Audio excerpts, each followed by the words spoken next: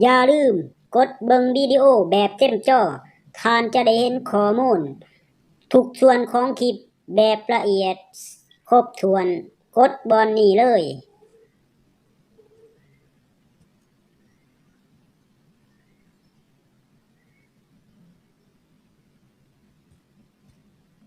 เท่านี้ท่านก็สามารถเบิ่งคลิปเห็นข้อมูลละเอียดครบถ้วนแล้วสบายดีข่อยจะมาแนะนำการเบิ่งวิดีโอที่ถ่ายแบบตั้งเนาะโดยเฉพาะแม่นวิดีโอที่เขาเจ้าถ่ายโทรศัพท์แบบตั้งหรือว่าถ่ายบันทึกหน้าจอโทรศัพท์มันจะเป็นวิดีโอแบบตั้งถ้าเฮากดเข้าเบิ่งเลยนี่มันจะเห็นข้อมูลบ่ครบถ้วนเนาะบ่ละเอียดจะเห็นข้อมูลที่เขาเจ้าแนะนำมาบ่ครบทุกส่วนของคลิปเนาะโดยเฉพาะแม่นโทรศัพท์หน้าจอน้อยๆเนาะถ้าเฮากดเข้าเบิ่งเลยนี่มันจะเห็นข้อมูลบ่เบิดทุกส่วนของคลิปการแนะนำของเขาเจ้าเฮาจะบ่เข้าใจและบ่เห็นรายละเอียดครบถ้วนเนาะหลังนั้นข่อยขอแนะนำเนาะควรกดเบิ่งวิดีโอ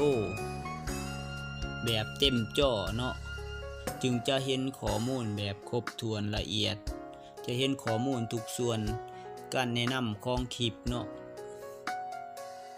ข่อยจะกดให้เบิ่งเลยเนาะกดเข้าไปปึ๊บกดเข้ามาแล้วมันจะเป็นแบบนี้เนาะมันจะเห็นข้อมูลบ่เต็มจอเนาะ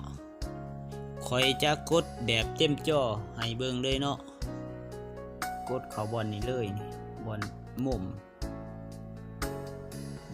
นี่เลยเนาะมุมฟังขวามือเนาะมุมทางดุมสุดกดเข้าไปเลยปึ๊บจะเห็นความแตกต่างเนาะข้อมูลทางดุมเนาะนี่สติ๊กเกอร์ของข่อยจะเห็นเนาะแล้วก็ข้อมูลทางเทิงจะเห็นเนาะนี่มันจะเห็นข้อมูลทางเทิงและทางดุมแบบละเอียดครบถ้วนเนาะ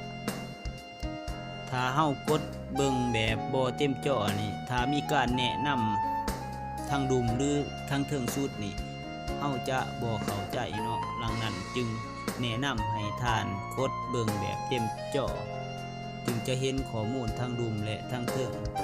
ละเอียดเนาะครบถ้วน